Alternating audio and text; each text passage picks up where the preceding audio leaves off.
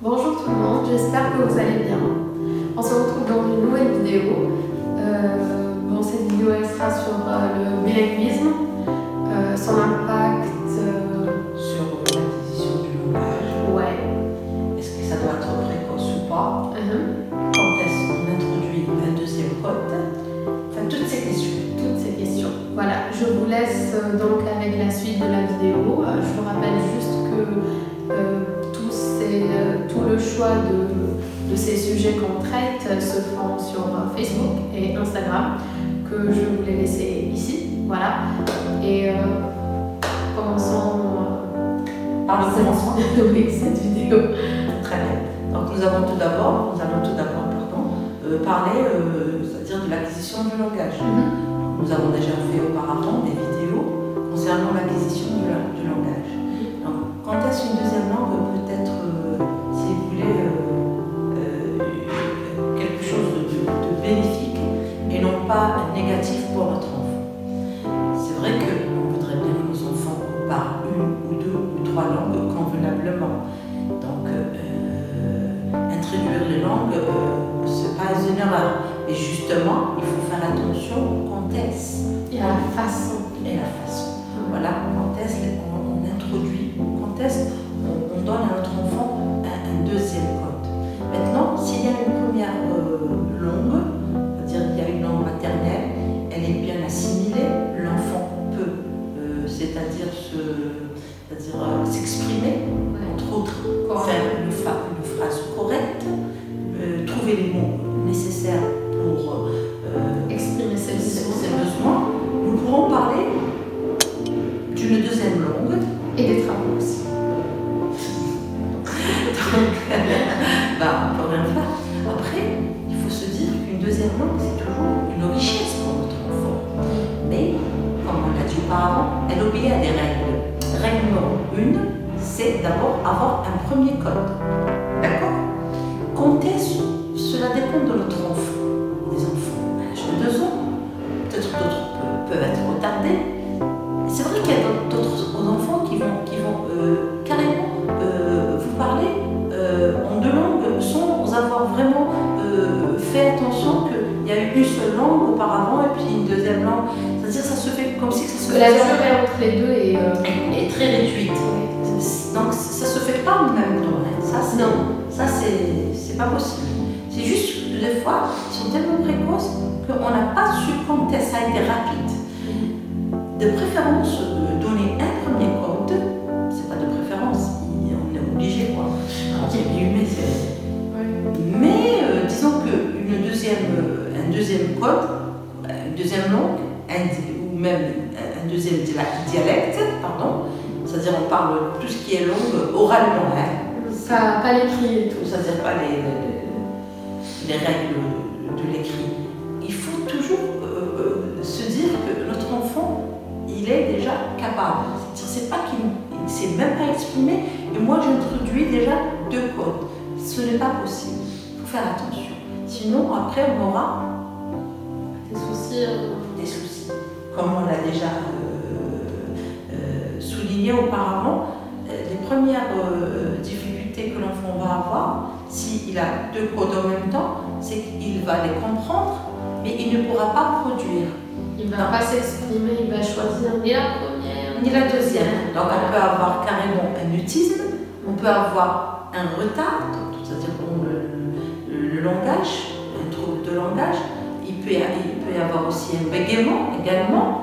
Donc tout ceci peut être le côté négatif d'une acquisition de langage sans avoir respecté les temps réels.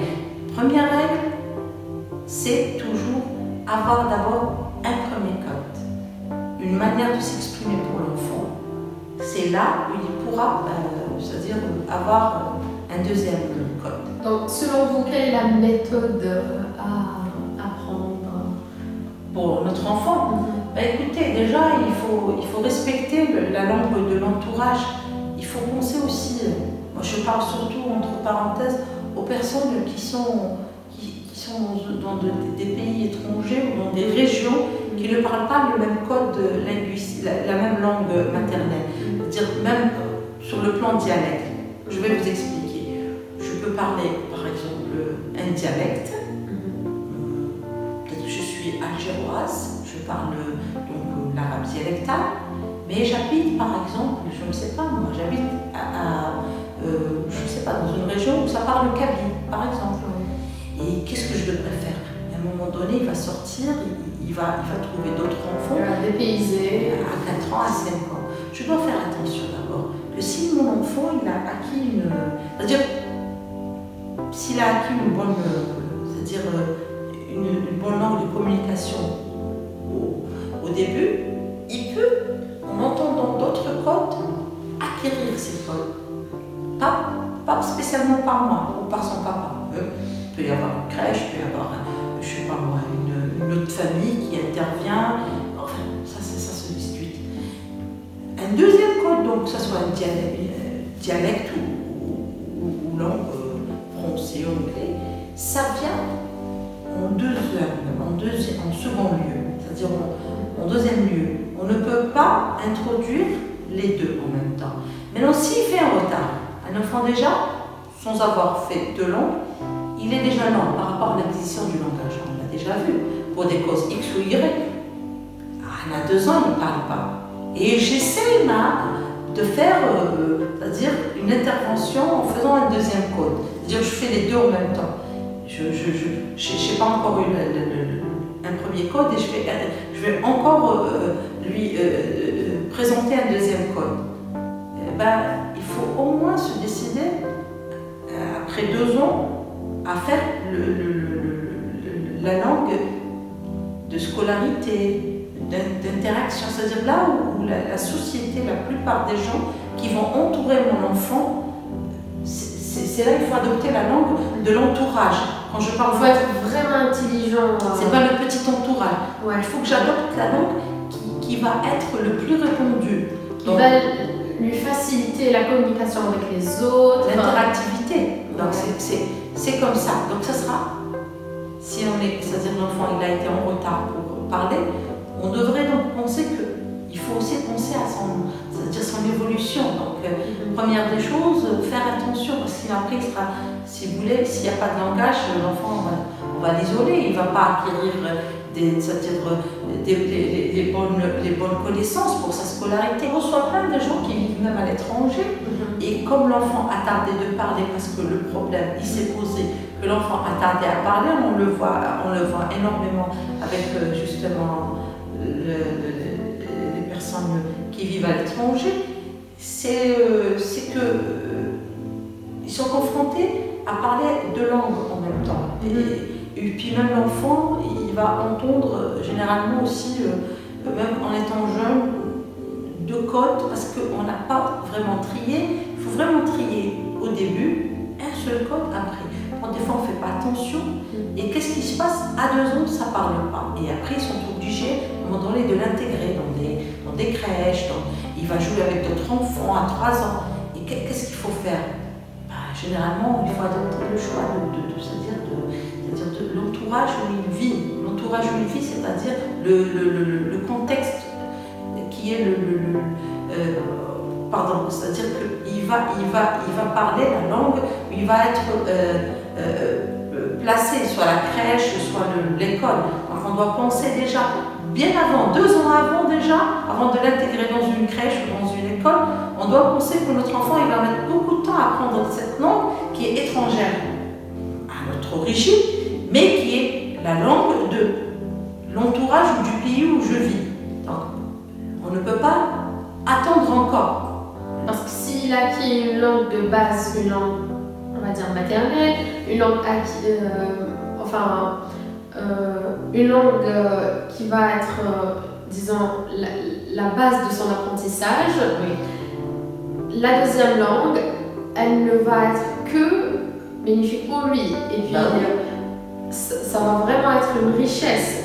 Mais ce qu'il faut savoir, c'est que si on n'a pas une langue de base, un premier code, on ne peut pas apprendre une deuxième. C'est un deuxième code. Parce que je crois que dans notre tête, on fait une traduction.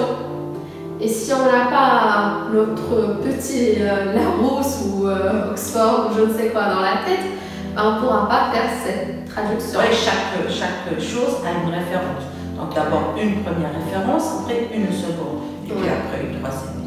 Si on peut parler d'âge, voilà. Quand est-ce qu'on peut introduire une deuxième langue ou un deuxième dialecte? Tout simplement, il faut se dire qu'à 2 ans, si l'enfant il a cette capacité de s'exprimer et de faire des phrases d'une manière très fluide, automatiquement, le passage à un deuxième code est le bienvenu, quoi.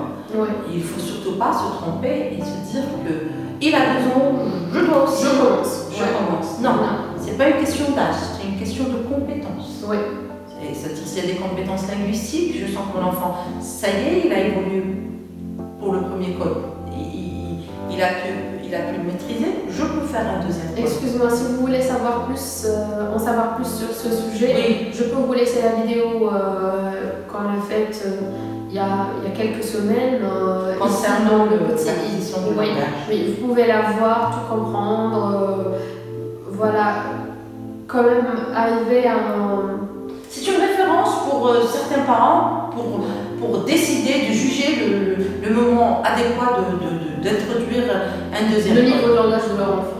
Et puis est-ce qu'on peut introduire ou pas? Ça peut avoir aussi des côtés négatifs. C'est vrai qu'on a parlé des côtés positifs, mais les côtés négatifs du bilinguisme sont automatiquement après, si vous voulez, ils sont là, ils sont étalés. Si vous avez un enfant qui ne peut pas s'exprimer ni au premier code ni au deuxième code, c'est qu'on a mal agi. On a mal agi. C'est-à-dire qu'on n'a pas respecté certaines règles. Entre autres, le moment idéal, l'âge idéal. On peut avoir des enfants précoces, c'est sûr. Ils apprennent vite, mais il ne faut pas faire de ça un départ. C'est la fin de la vidéo. Ce sujet est clôturé, c'est fini. Maintenant, on vous propose 2 autres sujets sur lesquels vous pouvez voter plutôt sur Facebook et Instagram qui s'affichent juste ici. Le premier sujet, c'est tout ce qui est scolarité, c'est ça? Oui, les difficultés scolaires. Les difficultés scolaires, que nos enfants subissent on va dire au quotidien. Et spécialement, ça sera vraiment je vais me concentrer sur la difficulté des enfants qui débutent justement la scolarité. Autrement dit, ceux soit au préscolaire ou première année. Et là, j'ai remarqué il y a un petit phénomène. Il y a un phénomène dont je ne dirais pas que il n'y a pas de responsabilité, on ne se jette pas la responsabilité. Non, du tout. C'est juste pour vous dire que si on fait des cours de soutien pour un enfant qui débute la scolarité, est-ce bénéfique? Est-ce que c'est bénéfique? C'est vrai qu'il y a une difficulté scolaire. Mais est-ce que c'est les cours de soutien qui vont l'aider? Pour le deuxième sujet, on a choisi de parler sur l'autisme, vu que c'est le mois consacré à ce sujet. D'ailleurs, aujourd'hui, on est le 2 avril et c'est la journée mondiale de l'autisme. Voilà, donc... on va parler des compétences. On va parler des compétences cognitives, c'est ça? Oui, mentales. De l'autiste. Voilà. Comme, c'est-à-dire, on nous pose la question, qu'est-ce que c'est l'autiste? Mais il est intelligent. Est-ce que tous les autistes sont censés être intelligents ou des surdoués?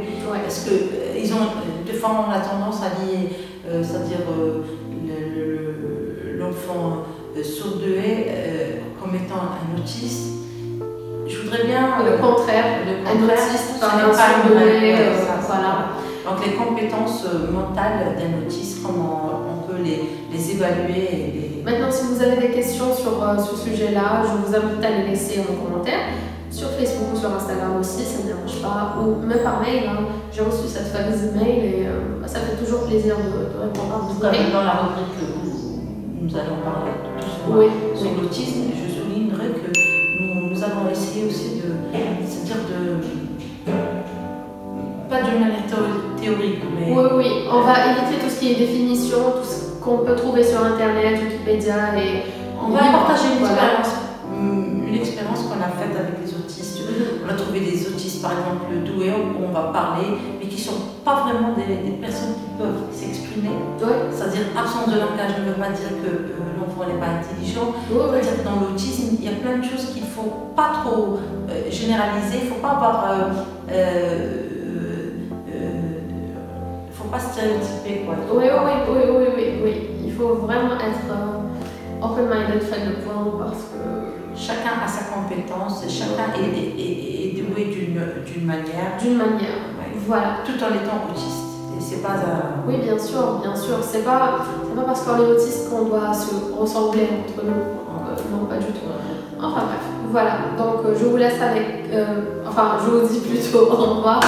Et à la prochaine fois, Inch'Allah. Au revoir.